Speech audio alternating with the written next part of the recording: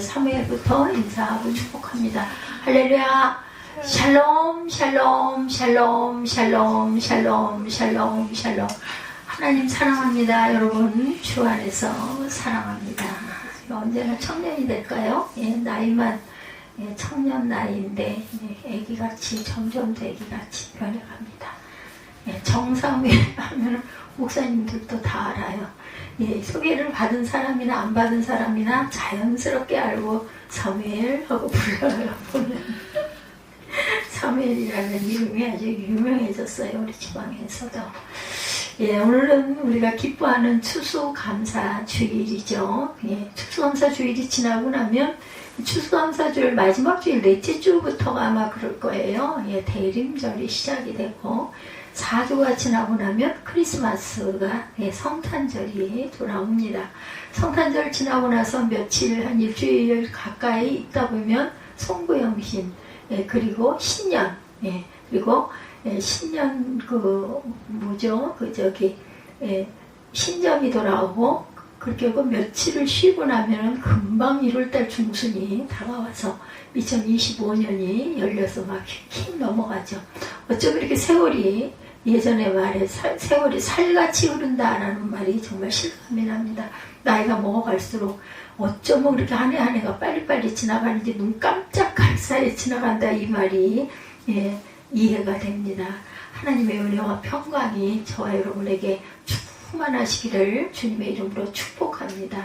우리 뒤에 붙어있는 추수감사의 주일이어서 이 추수감사를 붙였는데 우리 성령 충만 늘 붙여놓잖아요. 근데 충만이 떼기가 싫어가지고 추수 충만 감사 이렇게 해서 붙여놨습니다. 좀 특별하고 좀 어떻게 보면 욕심이 너무 많은 것 같지만 하나님 앞에 욕심 부리는 거 괜찮죠. 은혜가 충만하기를 바라서 추수가 정말 충만한 것이 너무 감사하다. 하나님이 한 해 동안 주신 은총이 너무 감사하다. 그 말도 틀리지도 않고 나쁜 말도 아니고 교만한 말은 아닌 것 같습니다. 해서 이걸 붙이면서 뗄까요? 붙일까요? 이렇게 계속 반복을 하다가 그냥 붙여놨습니다. 여러분 행복하십니까? 어떠셨어요? 2024년 1년이 행복하시고 복되셨다라고 여기십니까? 아니면 정말 불행한 한 해였습니까? 이렇게 여겨지십니까? 행복하십니까? 아멘입니다. 목사에게 설교는 참 축복되고 보람된 일인데 또 한편 끝없이 이어지는 어려운 숙제이기도 합니다. 이 설교라는 거. 이게 어떤 개척교회를 바로 막 시작하신 목사님 말씀이 왜 나는 설교 지옥에 빠진 것 같아요. 나는 설교 지옥에 빠진 것 같아. 이런 말을 하더랍니다. 설교는 복음을 선포하는 아주 엄중한 일인데 지옥이라는 말에 연고프 붙였는 게 듣기가 거북했지만 설교에 대한 부담감을 아마 약간 우습게 유머러스하게 표현한 거겠지 하고 넘긴 일이 있으셨대요. 어쨌든 간에 지옥은 아니지만 감사절을 앞두고 어떤 설교를 많죠. 감사주일 말씀들이 참 많습니까. 저도 갈등을 잠깐 했었습니다. 그래 감사에 대해서 생각하고 기도하는데 문득 이런 마음이 드시더랍니다. 이분이 감사는 인생관이다. 언젠가 들었던 말씀이 생각이 나더래요. 감사는 인생관이다. 감사는 인생관 어떠세요? 감사 인생관이 되면 좋지 않겠어요? 그렇죠? 모든 인생의 삶 속에서 감사가 연결이 된다면 얼마나 축복일까요? 저도 그렇게 생각합니다. 어떤 일에 대한 반응이 아니라 일상의 태도가 감사의 태도를 가지고 살아가는 거. 우리 감사한 일에는 감사해야 한다고 생각해요. 맞는 말이죠. 감사해야 하는 일에 응당 감사를 표현하며 살아가는 게 맞습니다. 그러면 나쁜 일에 대해서는 어떻게 할 것인가? 나쁜 일에 대해서는 실망하고 낙심하게 되죠. 좋은 일 앞에서는 감사하고 나쁜 일 앞에서는 실망하는 것은 아주 자연스러운 현상. 그러나 우리에게 감사는 인생관이고 감사는 삶의 태도라고 한다면 좋은 일에 감사하고 여러분들 나쁜 일에도 감사하십시다. 이런 일을 통해서 이런 것을 제가 느끼게 해주셔서 감사하고 이것조차도 겁내지 않고 극복하고 갈 수 있는 힘을 주심이 감사합니다. 우리에게 감사는 세상을 바라보는 안경입니다. 안경. 감사라는 안경을 쓰고 세상을 보면 어떨까요? 예, 어떤 나쁜 일 앞에서도 고맙고 감사한 일이 보이게 될 것이다. 그렇기 때문에 그 안경, 항상 감사라는 안경을 쓰고 어떤 나쁜 일이 생겨도 바라보는 여유를 가지시기 바랍니다. 그런 얘기도 많이 하죠. 다 지나가. 결국은 지나가요. 뭐 조금 길기도 하고 조금 짧기도 하고 조금 힘들기도 하고 지루하기도 하지만 어찌됐든 지나갑니다. 아무리 편한 사람도 문제가 없는 사람은 아무도 없죠. 죽기 전에는 다 문제마다 문제가 있습니다. 일장일단이 있다고 좋은 일에도 나쁜 면이 있고 나쁜 일에는 또한 좋은 면이 반드시 찾다 보면 있다. 그래서 감사 안경을 쓰고 사는 사람은 감사할 것을 먼저 보고 감사함으로 행하는 사람이 충만해진다. 똑같은 사과상자를 가지고도 사람마다 먹는 방법이 다르죠. 어떤 사람은 가장 좋은 사과부터 골라서 뭐 여러분들 어떻게 드십니까? 저는 좀 문제가 있는 약간 이렇게 상처가 나거나 찍혔거나 약간 멀렁해서 얘 시들어 이런 부분이 있는 것들을 먼저 가려서 그것부터 저는 먹습니다. 성하고 좋은 것들은 남겨놓고 결국은 또 성하고 좋은 것도 시들죠. 지글지글해지기도 하고 또 무르기도 하고 그럴지라도 좋은 것부터 저는 먹지를 못하겠더라고요. 여러 부류예요. 좋은 것부터 얼른 싱싱할 때 빨리 먹자. 어차피 시들고 상한 것들은 그냥 내버려 두고 그냥 아니면 버리고 아니면 잘라버리고 뭐 나중에 먹을 수 있으면 먹고 못 먹으면 어쩔 수 없고 이런 분들도 계세요.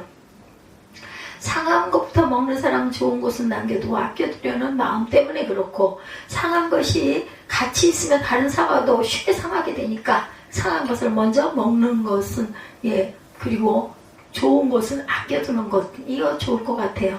근데 그러다 보면 사과 한 상자를 다 먹는 동안 나쁜 것만 먹게 돼. 처음에 싱싱했던 것들도 나중에 시들시들해지기 때문에 이런 또 단점이 있죠. 그래서 좋은 것부터 골라 먹는 사람들이 있어요. 남은 것들 중에 가장 좋은 것부터 골라 먹으니까 한 상자를 다 먹는 동안에 좋은 것만 먹게 되더라. 그러나 나쁜 것부터 골라 먹는 사람은 같은 사과 상자를 가지고 저는 이 후자인데 결국은 한 상자를 먹는 내내 나쁜 것만 먹게 된다. 나쁜 것부터 골라 먹다 보면 좋았던 성했던 것도 점점 나빠지니까 결국은 시들고 나쁜 게 마지막에 먹게 된다. 같은 사과 상자를 가지고 좋은 사과만 먹는 사람은 한 상자 내내 좋은 것을 먹는다는 거. 그래서 저도 언젠가부터 가장 좋은 것부터 골라 먹어야지 하는 마음을 먹는데 저는 잘 되지 않습니다. 또 보면 상한 것들 빼놓고 그것 먼저 파내고 씻어가지고 그것부터 먹게 돼요. 뭐 또 사람들이 많은 숫자가 있으면 좋을 텐데 그렇지가 않기 때문에 결국은 나중에는 성하고 싱싱했던 것도 시들어지게 되죠. 좋은 것부터 골라 먹는 것이 감사의 인생관이다. 항상 감사 먼저 하십시다. 무슨 일이든 감사부터 하는 사람이 이런 모든 일이 감사할 일들이 더 많이 생긴다. 그럼 인생이라는 과일 상자에 감사의 열매가 가득하게 되겠죠. 나쁜 것부터 골라 먹는 사람은 걱정, 염려 먼저 하는 사람들이다. 그러면 무슨 일이든지 걱정, 염려가 앞서게 됩니다. 이런 사람들이 있어요. 실제 이거 이러면 어떡해. 큰일 나네. 겁부터. 여성들이 좀 그런 경향이 많죠. 인생의 과일상자에 걱정과 염려가 먼저 담기게 된다는 건 날 구원하신 주 감사라는 찬양 여러분들 우리 아까도 했죠. 이 찬양을 고백하고 우리는 좋은 일에만 감사하지 않아요.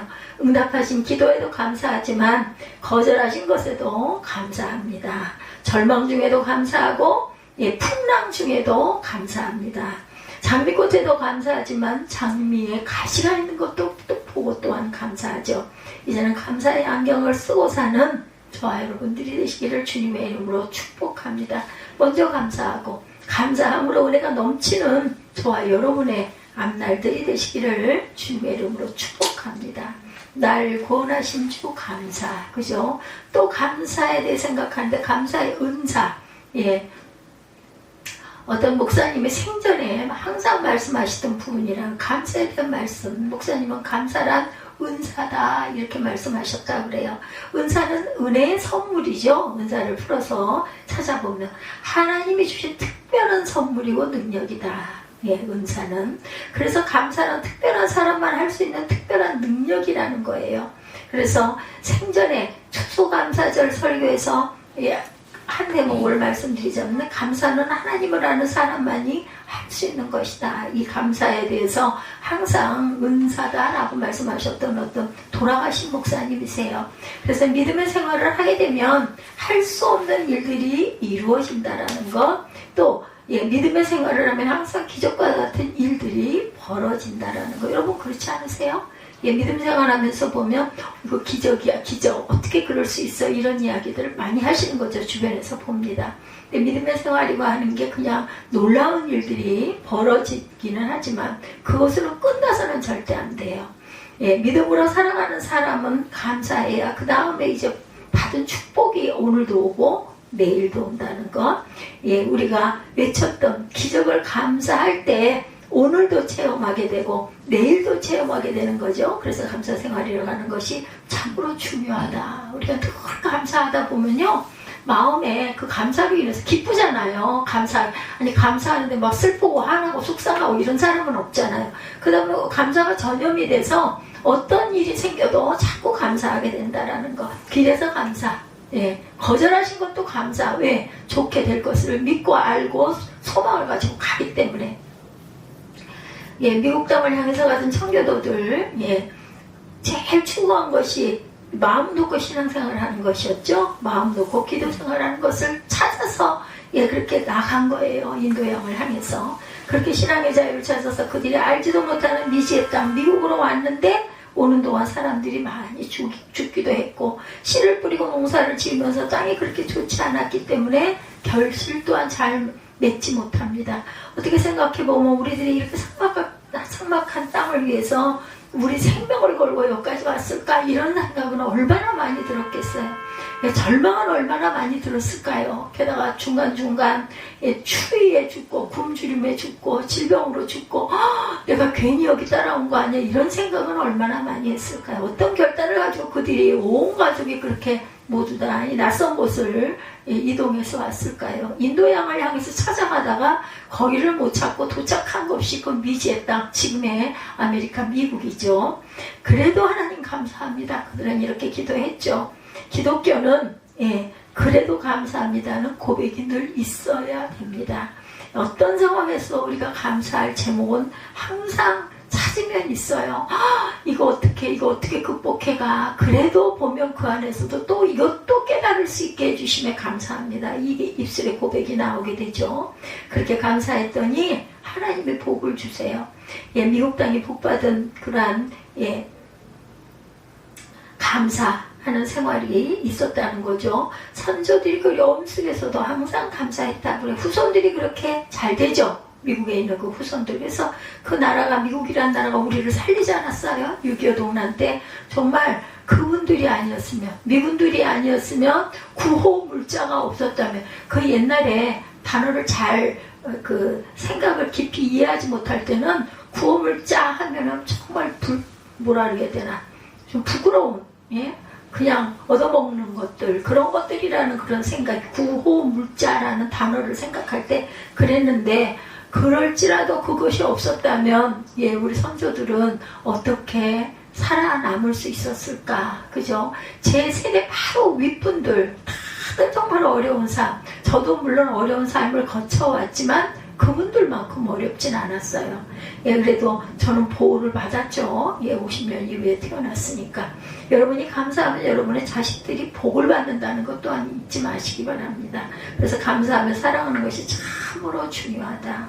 우리 신앙생활에 늘 그런 감사의 고백을 해야 될 텐데, 오늘 추수감사주일이니까 먼저 저희들 함께 여러분 감사합니다 하고 항상 감사하십시다. 우리 감사 한번 할까요? 여러분 감사합니다. 감사합니다. 감사합니다. 샬롬도 늘 하지만 감사합니다. 감사합니다. 감사합니다. 이렇게 감사하고 샬롬하고 우리 인사하는 거죠. 하나님 감사하고 사랑합니다. 그래서 감사하며 살아가는 것이 정말 중요하다. 감사가 자꾸 하다 보면 어떻게 돼요? 퍼져가죠. 그 감사가. 그래서 항상 입술에 감사를 붙이고 살아가는 저와 여러분들이 되시기를 주님의 이름으로 축복합니다. 감사는 자꾸자꾸 퍼져서 주변에 전염이 되죠. 그래서 예, 감사는 은사다. 은사는 감사는 하나님의 특별한 은혜의 선물이 은사입니다. 그래서 감사는 감사 조건들을 예, 계속해서 견인한다고 그러죠. 감사하는 사람에게는 하나님의 은혜와 능력이 나타나게 돼요. 감사하면 감사한 일들이 더욱 많이 생긴다. 그래서 추수감사절을 맞은 하나님 앞에서 늘 감사로 사는 저와 여러분들, 오늘만이 아닌 365일 늘 매일 감사하는 저와 여러분들, 하나님 앞에서 감사로 사는 저와 여러분들이 되시기를 주님의 이름으로 축복합니다.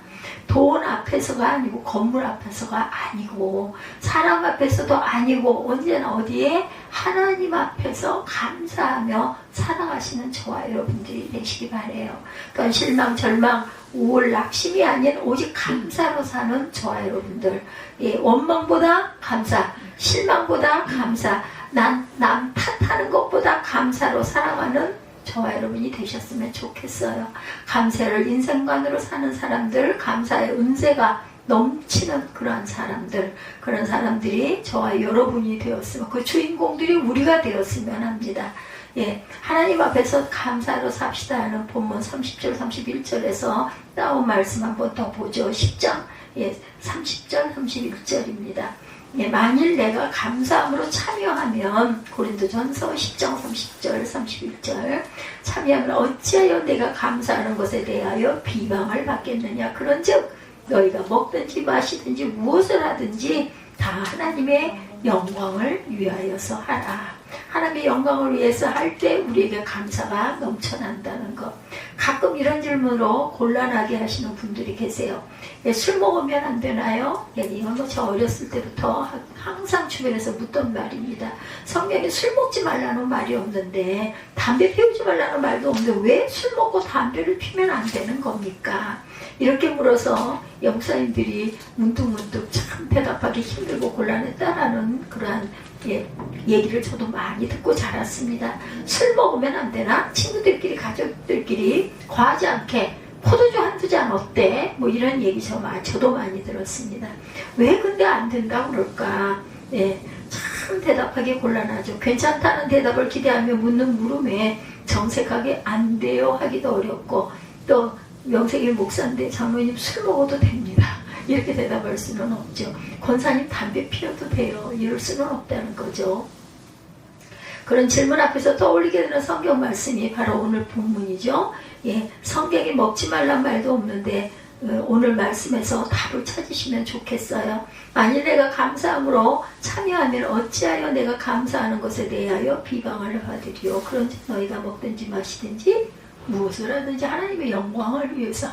그럼 그런 질문하는 분들에게 하나님의 영광을 위해서 드셔도 괜찮을까요? 그러면 드세요, 이렇게 대답하지 않겠습니까?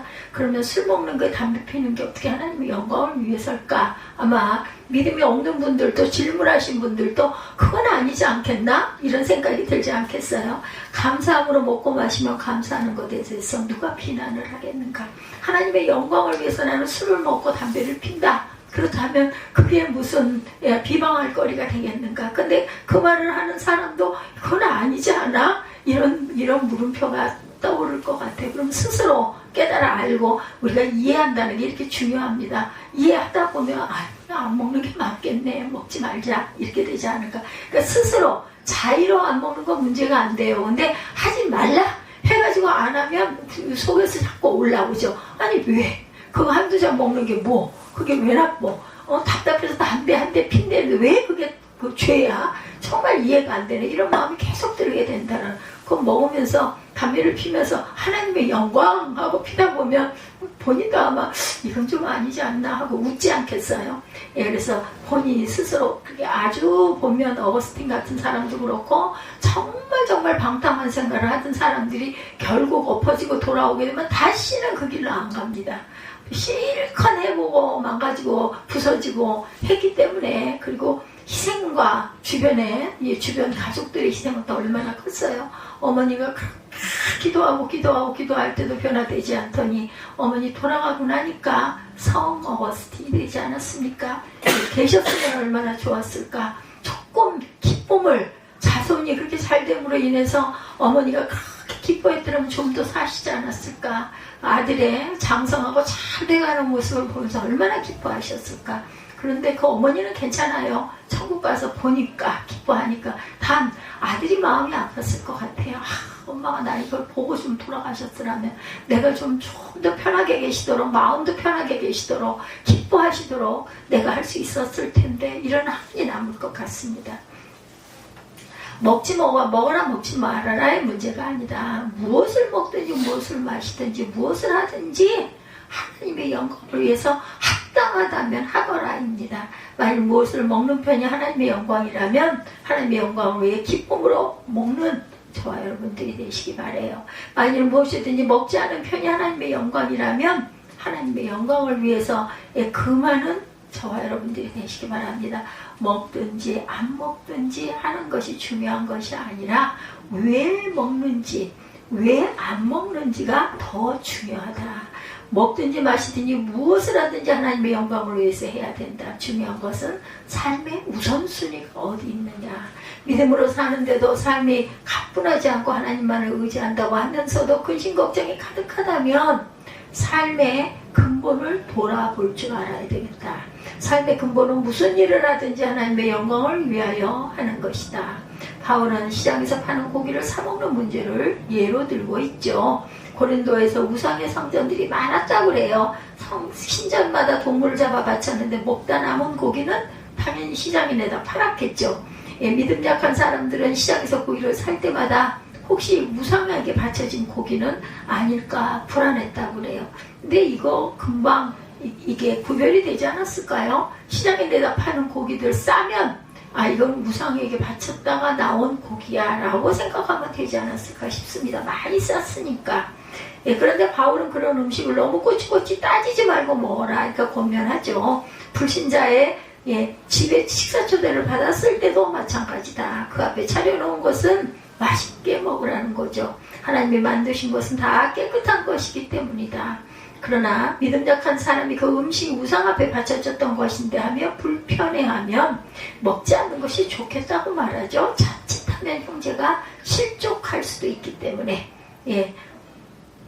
어떤 교인들은 자기의 자유를 과시하듯이 사람들 앞에서 거리낌 없이 담배 피우고 행동하는 그러한 교회 안에서도 담배를 피우는 분들이 있어요. 어느 교회는 재떨이를 일부러 비치해 놓고도 있다고 합니다. 담배를 꼭 피우실 분들은 꽁초를 아무데나 버리지 말고 재떨이에다 재도 터시고 버리는 것도 재떨이에 버리십시오 하고 아예 휴게실에다가 만들어 놓기도 한대요. 아이러니이긴 하지만 안 오는 것보단 담배를 피우면서라도 와서 듣는 걸 바라기 때문에 더 큰 목적을 위해서 놔두고 믿음이 들어가고 은혜가 임하면 피라고 해도 안 필 거 아니겠는가, 이런 뜻이라는 거죠.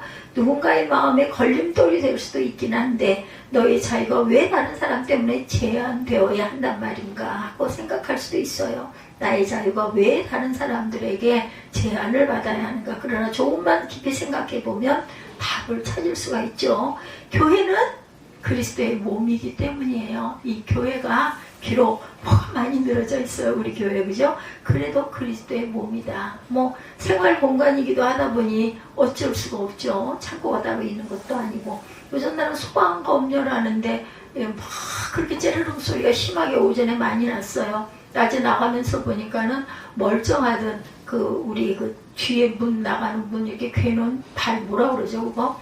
그 발이 떨어져서 없고 문은 닫아놨더라고. 반으로 닫혀져서.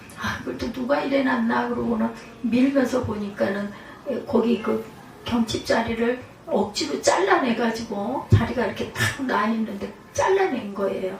어떻게 방법이 없죠. 오른쪽 문 괴인 거를 이렇게 뽑아 그렇게 밀어놓는 거였거든요. 이건 닫아야 되겠고 저쪽은 빼도 그대로 있어요. 별로 그렇게 꽉 차있지가 않기 때문에.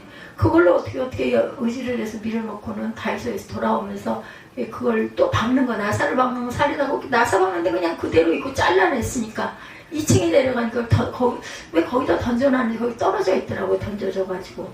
가만히 생각을 해봤더니 도대체 누구야 하고 막 속이 상했는데 생각해보니까 소방 검열이 나와가지고 거기 소화기 놔두는 자리라고 제가 들은 것 같아요. 그래서 그 구석을 비워놔야 된다. 요즘에 소화기 다 복도에다 놓잖아요. 제가 놓은 게 아니라 그쪽에서들 복도에다가 부스마다가 이렇게 놔요. 하나 건너씩. 그래서 참 그분들도 그걸 잡아 뗐으면 뭐 쓰레기통에다 버리든지 하지 왜 2층에다 집어 던져놨을까. 어쩔 수 없죠. 근데 그 우리가 저축 잘못하는 거니까, 우리 교회가 잘못하는 거니까 뭐라고 할 게 아니라 어떻게 치워야 되는데 우선 보기 싫으니까 그거 갖다가 또 사다가 고여야지 방법이 있겠습니까. 그래서 다시 물을 아예 2억에 사왔어요. 또 누군가가 뽑아버리고 또 문 그렇게 해놓으면 쫓아와가지고 문 두들겨 와가지고 물어보지 않는 게 고맙고, 그 구석을 어떻게 뭐 장은 어쩔 수 없다 하더라도 버릴 건 좀 버려야 되지 않겠나. 그래서 추수감사주일이나 지나고 연말이나 지나고 내년에 연초에 어떤 조금 좀 한가할 때가 생기면 조금씩 비우고 버리는, 한꺼번에 어려우면 조금씩이라도 정리하는, 우리 여기 뒷정리를 장은 놔두고 나머지 부분들을 좀 축대한. 그래서 제가 비닐봉다리 이런 거 모아놨던 거는 엊그저께 하여튼 엄청 뭐가 많이 나왔어요. 여기 뭐 이런 것들 온 것들이 박스가 많아가지고 그때 제가 버렸습니다. 그거라도 우선 버려야겠다 싶어서. 이렇게 우리 안에, 그죠? 이렇게 주변에 늘어진 것들도 늘어진 거지만 우리 안에도 이런 버릴 것들이 많으면 폐기물은 빨리 정리하고 버려야 되겠다. 신앙생활은 그리스도의 몸된 교회의 지체가 돼서 그 몸을 세워가는 것이다. 항상 우리가 주변을 정돈할 줄 아는 저와 여러분들, 오늘날 많은 이들이 교회는 다니지만 자신을 감추려고 하는 경향이 많죠. 간섭받기 싫고 책임지기도 싫기 때문에 요즘 청소년들은 아주 정말 너무 자기 개인주의가 너무나 많더라고요. 주변에 보면 자기가 드러나지 않고 익명성이 보장되는 교회에 다니려고 한다. 그런 누군가와 관계 맺기를 꺼리면서도 진실한 신앙을 가질 수는 없어요. 그렇게 하면서 교회 다니면서 자신이 드러나지 않고는 기도 제목도 나눌 수가 없죠. 기쁨의 순간도 함께하고 슬픔의 순간도 함께하면서 같이 자라가야 한다. 그래서 예전에는 공동체 생활들을, 지금도 그런 데들이 좀 있죠. 어떤 교회 안에서 방들이 쭉 있어가지고 예배 때는 모여가지고 예배하고 각자 생활하고 공동으로 어떤 일도 감당해 가고, 그런 일들을 많이 합니다. 우리는 사랑으로 한 몸을 이룬 주님의 몸이기 때문에 23, 4절에 고린도전서 10장 23, 4절에 봅니다. 모든 것이 가하나 모든 것이 유익한 것은 아니요, 모든 것이 가하나 모든 것이 덕을 세우는 것은 아니니 누구든지 자기 유익을 구하지 말고 남의 유익을 구하라.